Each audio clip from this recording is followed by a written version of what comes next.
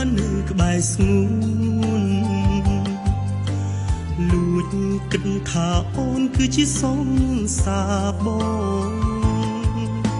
ស្នេហ៍អូនម្នាក់ឯងលួចនឹកពីក្រោយខ្នងតែអូនទុកបងត្រឹមជាមិត្តភក្តិថ្លៃ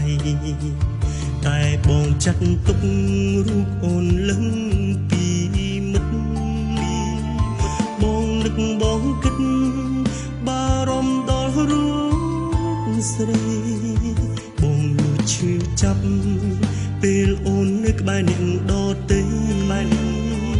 ទោះជាមិត្តភក្តិថ្លៃក៏បងប្រច័ណ្ឌតើដឹងដែរឬទេថាបងស្នេហ៍អូនបងបានទុំស្ងួនជាមនុស្សម្នាក់សំខាន់បើបានលឺហើយដឹងផងក៏យ៉ាងមនុស្សម្នាក់នេះបានលួចស្រឡាញ់អូនសុំបដូរពីមិត្តទៅជាសងសាពីមិត្តធម្មតាសុំសិទ្ធថែសួរស្ម័គ្រធ្វើជាអង្គរៈការពីនឹងសងខំថាអូនទ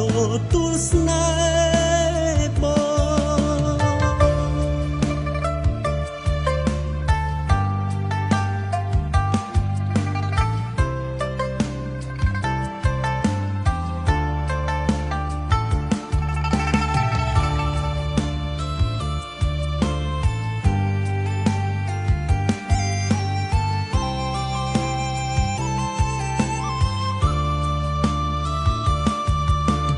អារម្មណ៍បងផ្លែកពេលបាននៅក្បែរស្ងួ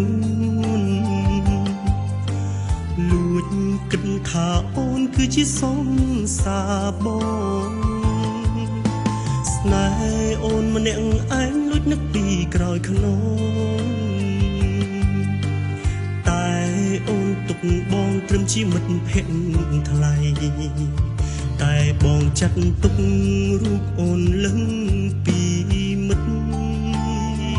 បងនឹកបងគិតបារម្ភដល់រូបស្រីបងលួចឈឺចាប់ពេលអូននៅក្បែរអ្នកដទៃទោះជាមិត្តភក្តិថ្លៃក៏ប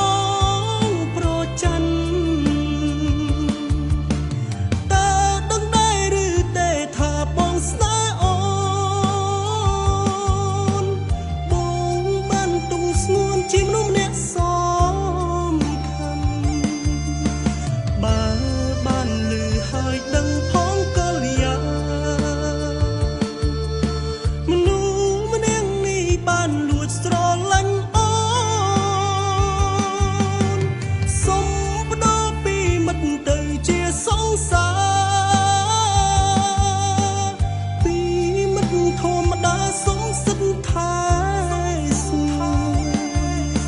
ស្ម័គ្រធ្វើជាអង្គរៈការពី